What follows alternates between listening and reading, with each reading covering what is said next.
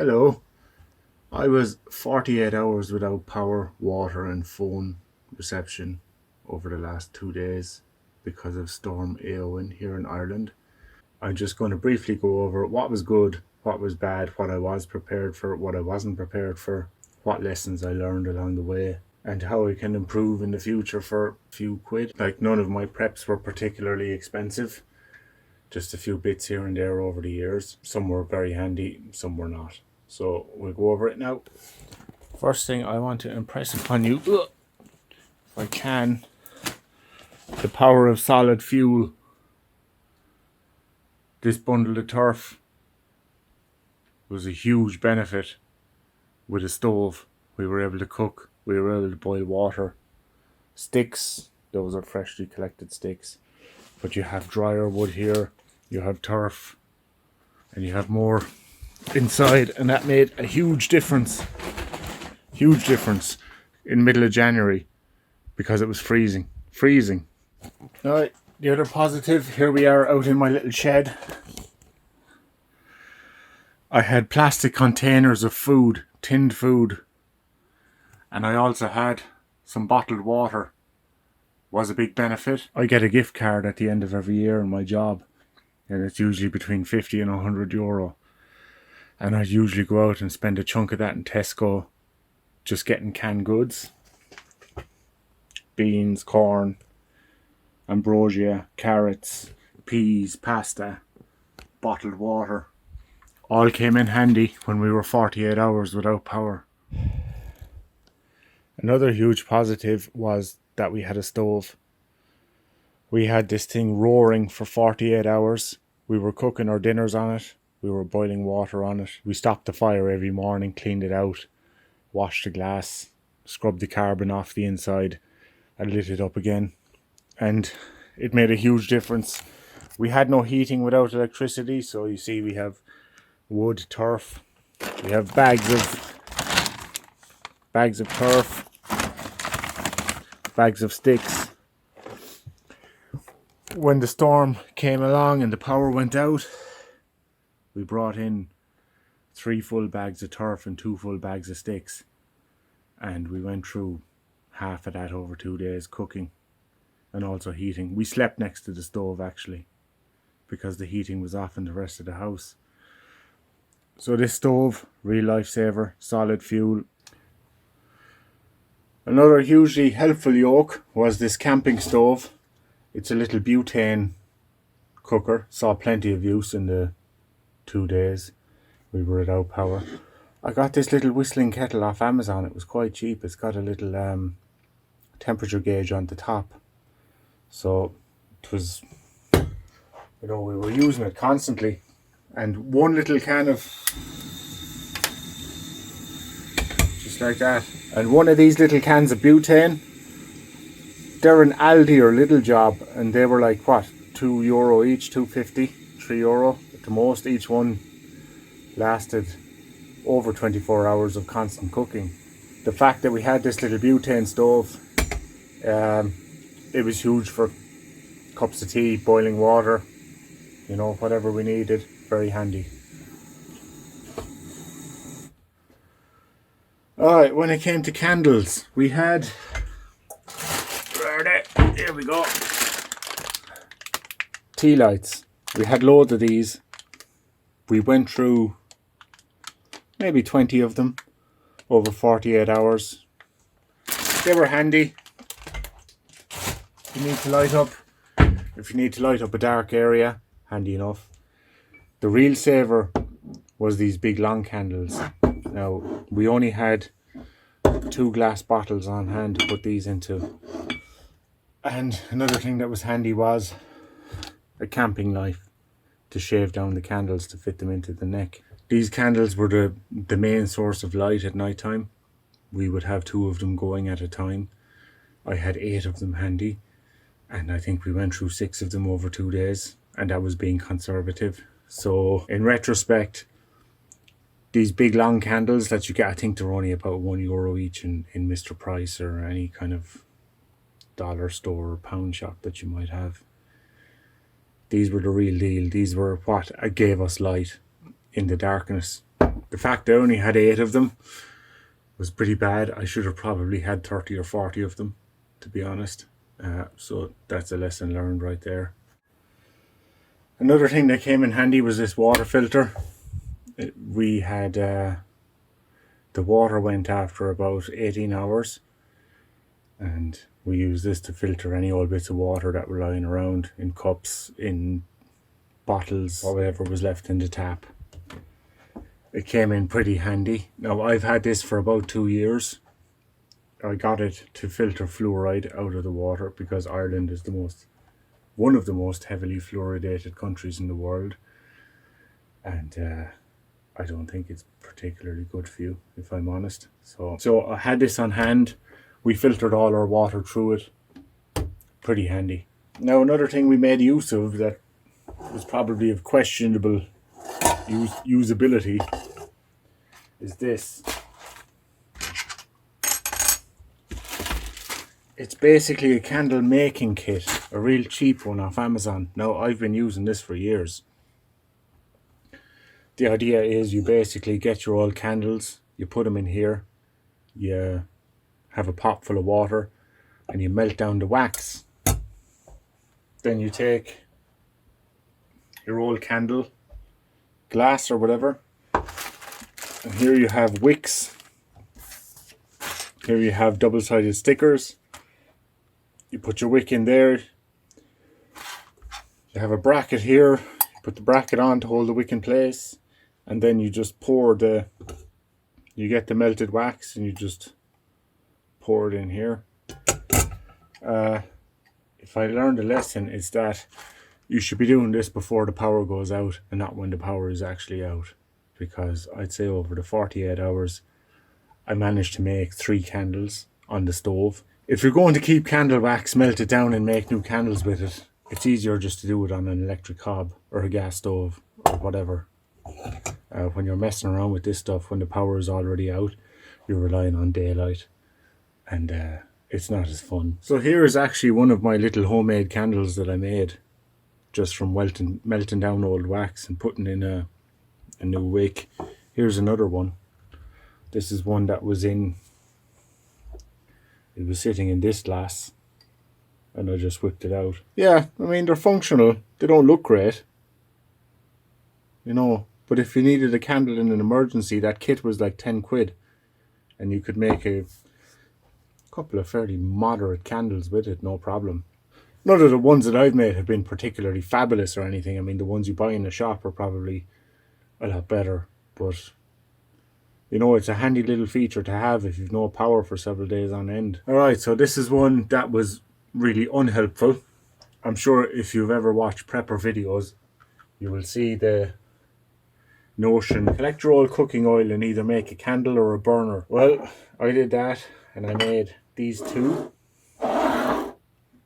This one is coat hanger with wick being held in place.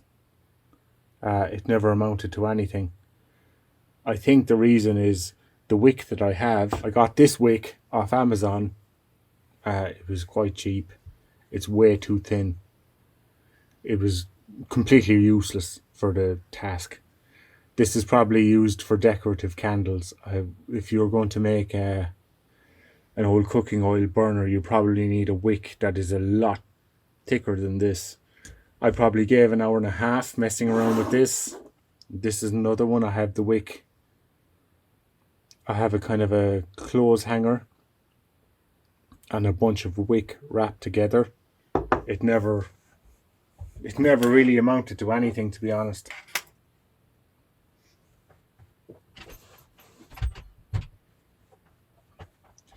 What ultimately happened with these was the wick burnt down rather than the wick burning the oil. The wick just burnt down to the nub, and it never really worked too well for me.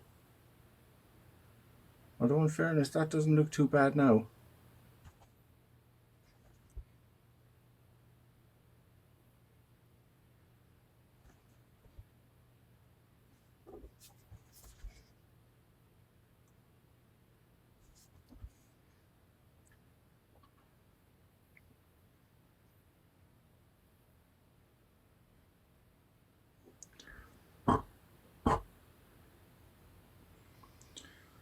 Alright, well, that actually didn't work. That did work just fine. I guess that just confirms that I needed a thicker wick. What I had here was my thin wick that I had rolled over 8 times on itself and then tied it around. So that seems to have worked a lot better. How long it would last, I don't know, but that certainly worked better now that the electricity is on than it was when I was trying to get either of these going when the power was off. So I mean, it just goes to show you're better off doing this kind of stuff when you actually have some wiggle room when the power is on, that you can make mistakes and you're not relying on it. But I think the next thing I'm going to have to do is I'm going to have to order some big thick wick, maybe quarter of an inch thick wick that can be used to soak up this oil to make lanterns. Because this stuff, it's obviously just for decorative candles, and I didn't think it would be that big of a deal when I ordered it. But you know, when you actually try and put it into use, this was useless for the most part. Another super helpful thing was this. This is a cheap camping lantern that runs off a battery that you charge with a phone cable. What is it? I think this is the micro USB cable. You know, the one that is one-sided. So this is advertised as a camping lantern. I have used it from everything from power outages, car repairs, computer repairs, everything in between, getting stuff at night time.